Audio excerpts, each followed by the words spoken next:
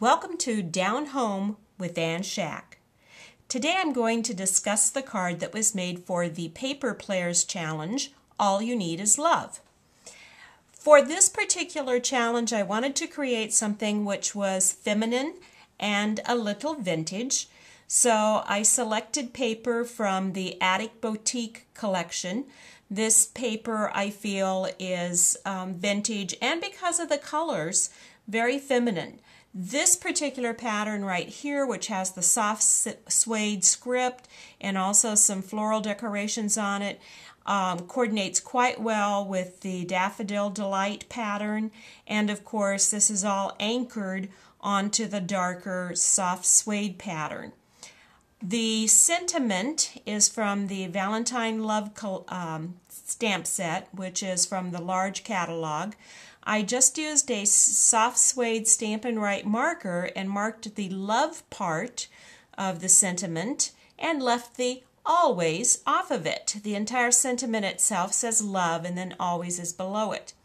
Now, to make this a little more vintage and to add some visual interest, I went ahead, I used the round file from the Distressing Essentials kit, and what I did was I just kept repeatedly wrapping this around the end of this sentiment, and in doing so, it broke down the paper fibers so that I was able to separate them, and then I just went ahead and curled them around the file. This gives you a little more interest than just having it straight. Another thing that will add interest to your sentiment is flagging the end of it. I know some people use a square punch so that they get a perfect cut. I just happen to freehand my cut. I think that makes it even a little more interesting if it's off a little bit. Nothing in life is perfect, and so in this situation, if my little flag is off a little bit, I don't mind it at all. Now, to give me some contrast against this very vanilla pattern that's right here, I went ahead and I left a 1/16 inch border, but I did go ahead and mount this on the same type of paper that I used for the large heart. These hearts, by the way, all three of them, were actually made using the new hearts framelits. And I would suggest that if you were going to make a purchase, one that you would use again and again, I think the framelits are a good investment.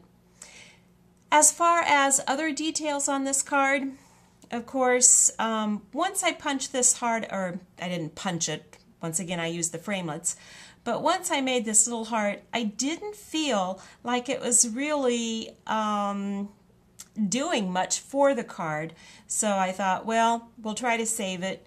We'll give it some pearl CPR here, and so I took the pearl strips, added it around this the edge, and put a pearl in the center, and that immediately then drew attention to this corner of the card.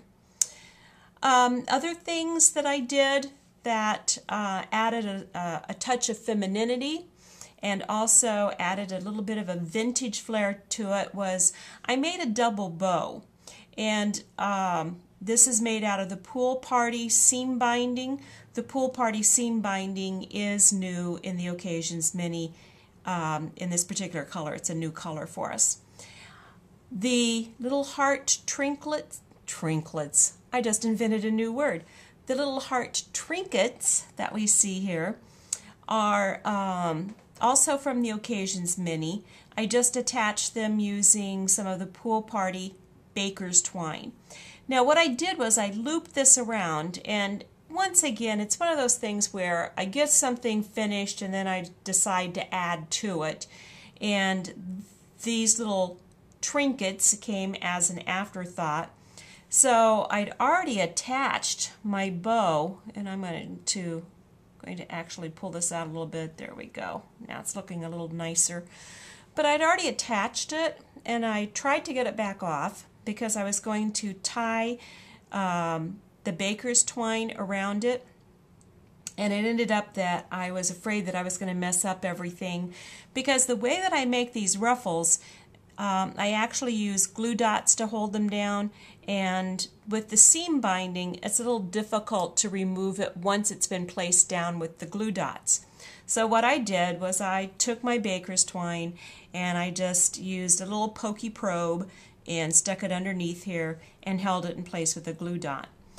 Then I used one of the new large pearls from the Occasions Mini to hide it a little bit and to add a little more visual interest.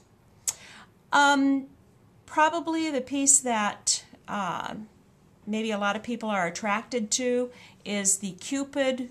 This Cupid is from the Valentine Love stamp set once again. I used a little blush blossom to pinken him up, give him a little bit of skin tone color. I made him a blonde, used Daffodil Delight. What I really like the most though would be the little towel and then the wings. What I did was I took the two-way glue pen, added a little glue over the top of it, sprinkled on the dazzling diamonds, and it works perfectly. As I put this all together, I thought, oh no, something's missing. It just looked plain over here. Now, I can't say that I am completely happy with what I've done over here, but I just had too much negative space or blank space. So what I decided to do was to add 3 little Blush Blossom Twitter painted buttons, and what I did was I added some of the Pool Party baker's twine into the center of it. All in all, I'm pretty happy with today's card. There are some things that I would do differently to it if I was to do it again.